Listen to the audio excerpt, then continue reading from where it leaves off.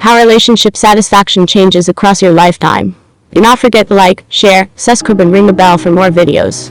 Our romantic happiness goes through normal ups and downs as we get older, and we're least happy around age 40, a new study finds.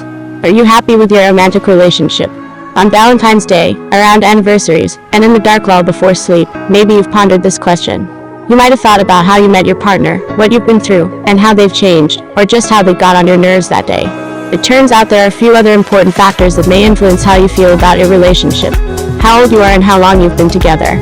In fact, in a new paper, researchers mapped out the relationship satisfaction of more than 165,000 people around the world, and they saw distinct up and down patterns as couples move through life. The results may offer conflicting clues about the patterns in your own relationships. According to the study, both age and the length of the relationship matter to how satisfied we are, although age seems to matter more. In other words, you might indeed find yourself happier with your mate at certain points in your life than others, and this might have less to do with them than with your circumstances. How satisfaction waxes and wanes.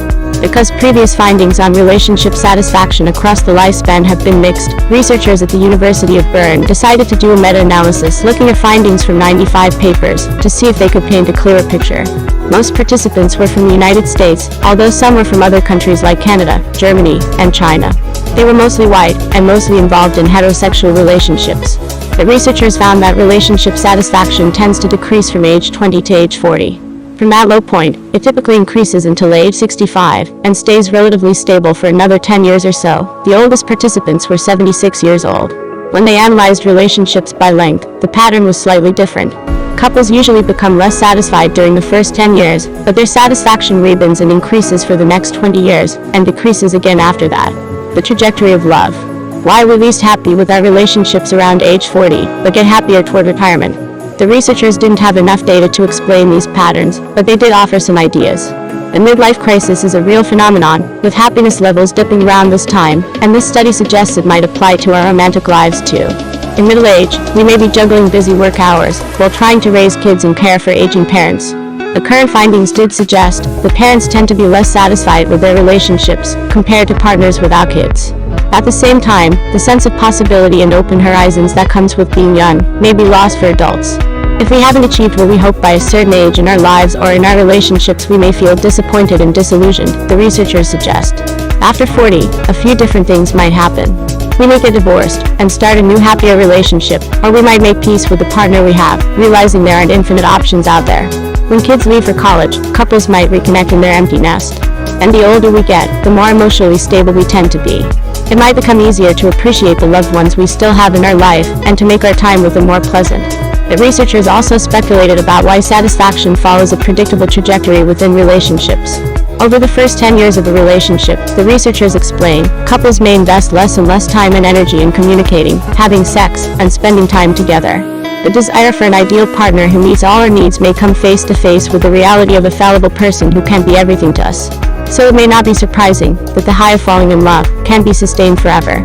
Interestingly, their findings coincide almost perfectly with the notion of the 7-year itch based on research that people are most likely to split up around 7 years of marriage, since most couples get married a few years after they meet. But couples who make it past this point might end up with a sense of strength and resilience, a feeling that we're in this together, which could explain why satisfaction rebounds after 10 years, says the study's first author, Janina Larissa Buller, an assistant professor at the Johannes Gutenberg University of Mainz. Insights for unhappy couples. If this research has put a damper on your romantic mood, not a fret, the researchers urge. Even when people's satisfaction declined to its lowest levels, it was still relatively high, a 77 on a scale of 100. And satisfaction isn't the only aspect of a relationship that keeps people together. Even though you're less satisfied at times, you can still be committed. I think we have to accept that relationship satisfaction changes, and it's absolutely okay that it changes, says Buller. It's okay to be less satisfied at a point in the relationship, and this doesn't mean to resign, or to do nothing anymore for the relationship, but to not constantly compare ourselves to how happy we assume other people are. These are averages, too. Your relationship journey may look completely different. In the future, Buller hopes to study what aspects of people's personalities might make for smoother and rockier relationships, things like our emotional stability, self-esteem, attachment style, or openness to growth and change. This kind of research could help therapists and other practitioners offer the best advice and resources to couples at different ages and different relationship stages. But if you do find yourself feeling less happy about your relationship after a decade or during midlife, it might be comforting to know that that's completely normal, and that it might be better to wait out the hard stuff together. When are you sacrificing too much in your relationship? Close relationships require sacrifice. Here are 7 questions to ask yourself before you give up too much. Your spouse comes home from work and excitedly tells you that she just was offered a promotion in another state. You quit your job and move away from your family to an unknown city so that she can pursue her career ambitions. Should you? Close relationships require sacrifice. In fact, many people include sacrificing in the very definition of what it means to truly love another person, and indeed, research has shown that couples are happier and more likely to remain in their relationships if the partners are willing to sacrifice for each other. Sometimes that sacrifice can be life-changing, such as deciding to move to a different state in order to be with your partner. Other times it might be something small and seemingly mundane, such as seeing an action movie instead of the comedy you would have chosen. Although sacrifice may be inevitable, when the time comes to do it, it's not always easy. I often find myself weighing my need to be true to myself. Why should I be the one giving up what I want against my desire to be a good partner and do what it takes to make my relationship work? If this is important to him, I should be supportive. Sacrifice also raises questions of power. If you're happy to sacrifice early in the relationship and your partner isn't reciprocating, you may find yourself in a situation where you are the one who is always expected to give up and give in. Over time, this imbalanced pattern of sacrifice may lead to an imbalance of power in your relationship, a recipe for long-term unhappiness and resentment. In short, research by social psychologists such as Emily Impet, Paul Van Lang, and Carol Resbold suggests that sacrificing for someone you love may show them you care and may even make you feel good about yourself.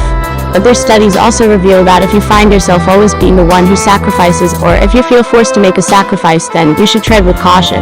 Based on this research, I offer 7 questions you may want to ask yourself when deciding whether or not a sacrifice is worth it. 1. How committed are you? Is this the person you plan to spend forever with, or do you still harbor reservations? According to Van Lang, commitment may be one of the most important precursors to sacrifice.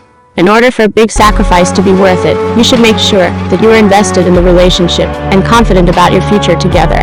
Nothing is certain, of course, but a sacrifice becomes much more palatable when it helps bring you closer to the person with whom you want to spend the rest of your life.